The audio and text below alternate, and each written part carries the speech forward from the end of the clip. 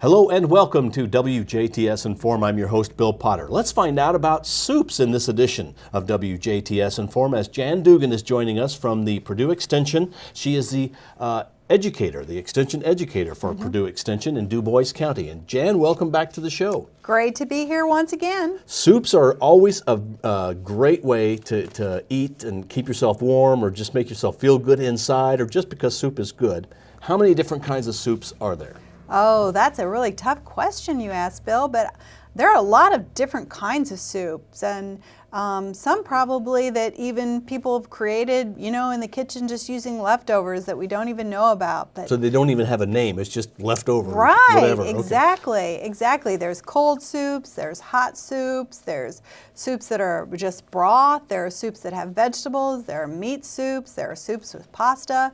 There's just so many different ways that you can create soups, and as you mentioned, they're good anytime and they're good for us. They're a great part of a healthy diet. What makes soup so good? Well, one of the things is when we think about my plate, and we've been working on looking and thinking about all these different food groups, if you really think about the number of different kinds of soups that you've probably had or tasted, there is probably each one of these food groups represented by some soup.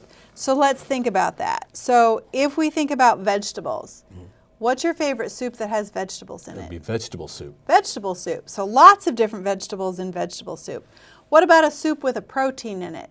Well, for me, vegetable soup has to have meat in it. So, you know, so then there would be that. Okay, or so like a that chili. would be a beef vegetable soup or a chicken vegetable soup. There's chili, so chili has beef in it, or venison maybe, or even sausage. You know, any kind of meat could be in chili. What about a soup that would have grains in it? You know, sometimes you can put, I know, oats or barley in soup. Barley in a vegetable soup would add the grains. Or the noodles, if there is a chicken noodle soup. Chicken noodle soup, that would have a grain. Sometimes, you know, people put a grain in their chili. Are you a chili person with spaghetti or without spaghetti? It either way is good for me. Because isn't it with noodles they call it soup, and if there is no noodles then it's chili? Oh, I don't know. You know, I've always, you know, my grandmother always made chili soup, but it always had macaroni in it, and it was called chili, and that was her chili. So, you know, that's good. We should maybe look up the actual definition of a chili. What about fruit? I have never had a fruit soup, but I do know there is soups that you can make with fruit. Like a strawberry something or other. I don't know what it's called. There is a fruit soup. It's generally cold, isn't it? Yes, usually it is served cold. But if you really think hard about this, tomato soup would actually be a fruit soup. Because tomatoes are fruits. We can count them as a vegetable or a fruit. We just want everybody to eat more of them, but that could be a fruit from the fruit group. And what about dairy? Do we ever have dairy in soup? Well, like a broccoli cheese or sure, broccoli cheese soup or a chowder that would have milk in it, or like a twice-baked potato soup would have some cheese in it, so that would have a dairy product in. So really, soups can come from any of the food groups. So that makes it great that we can incorporate any of these food groups just by creating a soup for our family meals. So it's almost like eating pizza at times. You can catch all those food groups on a pizza. Here you can catch all the food groups in a beef vegetable soup. Yeah, you definitely could. You definitely could. And that's one of the tricks I like to always talk to people about when they're making a soup. If they want to thicken it or if they want to add a whole grain to it, that barley is a great thing to just add to your soup. Just put a little handful in or a fourth a cup in, or depending upon how much you're making, of course, and to actually provide more nutrition by adding that barley to your soup. So there's lots of different ways that we can use the food groups in our soups. We also get a lot of protein, we get a lot of fiber from soup. There was a book called Volumetrics that was written by Shirley Coyer, I believe, and the book Volumetrics is all about able to eat more quantity of food to help fill us up so that we're satisfied longer. So we have to be really careful when we talk about eating quantities of food, because portion control, if we want to maintain a healthy weight, we have to watch our portion controls. But soup is a volume type soup that we can have more of. It fills us up more, and there's usually less calories. It's nutrient dense, but there's usually less calories. Again, depending upon what foods we choose to put in our soup, because there are some soups that would be higher in calories. Cream-based soups, you know, would be higher in fat and higher in calories than maybe like a vegetable soup that had a chicken broth as a base or a beef broth as a base. So those are some things to think about. The great thing about homemade soups, they're going to be lower in sodium. You know, we looked at labels on soup cans before, and we've talked about sodium, and we've talked about how individuals should only get 1 teaspoon of salt every day in their foods that they eat. And when we look at sodium content of canned soups, it's usually very high. So when we make our soup at home, then it's lower in sodium, so it's a healthier choice. And they're putting more sodium in it to help preserve it better. Is that right? I think it's, you know, a mixed bag of reasons why they're doing that. I think also, you know, for flavoring.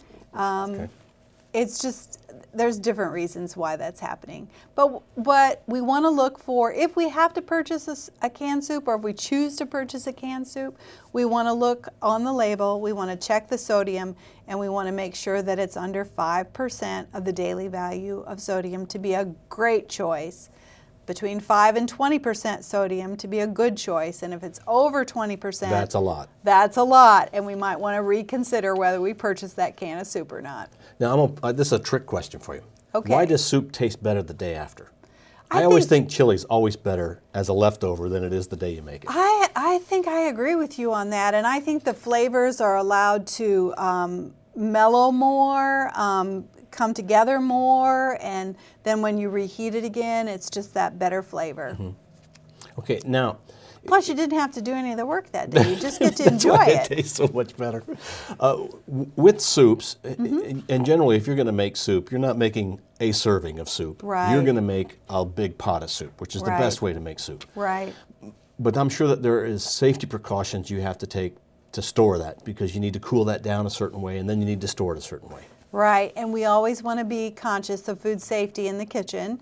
And when we're creating soups, whether that's at home or maybe your church organization or group is creating soups for sale, or for a church dinner or something, or for a big family meal, maybe you're creating a big pot. So you want to cool it safely.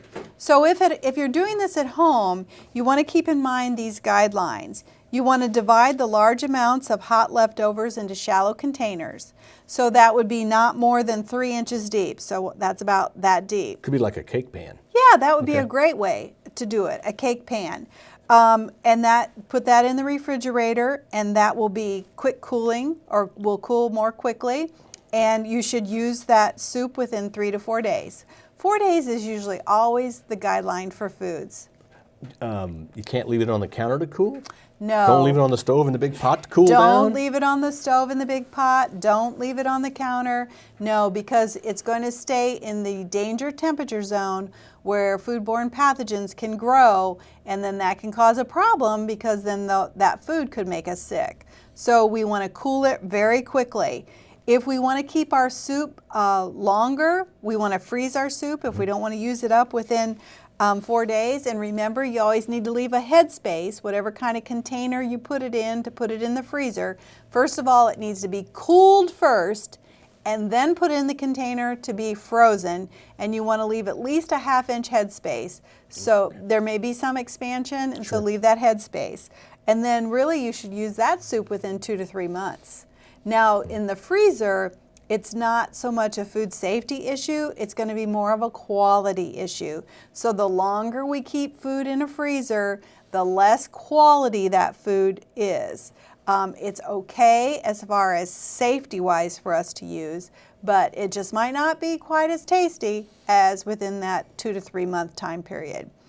Then when we go to reheat our soup, we want to be sure that we bring that soup to a boil So we put that frozen soup, if we can thaw it out in the refrigerator the night before, that's good.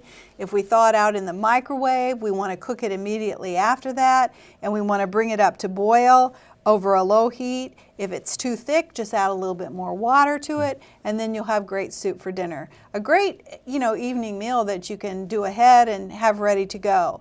Now, if we're doing larger quantities of soup, such as if a church or organization is doing a soup supper, right, there are some other ways that you can cool soup that I want to share with the viewers.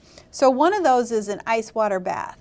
And what this is we want to cool the soup quickly to decrease the food temperature safely.